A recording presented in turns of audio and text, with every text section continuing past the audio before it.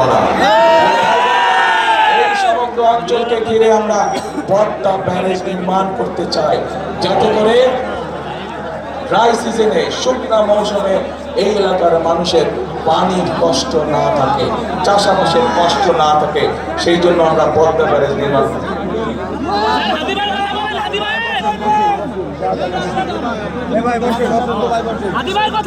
এই পদ্মা ব্যারেজ নির্মাণের কাজে আমরা হাত দিতে চাই। আপনারা কি আছেন এই পরিকল্পনার সাথে? কারা আছেন দেখি হাত তুলে। পদ্মা ব্যারেজ নির্মাণে কারা আছেন?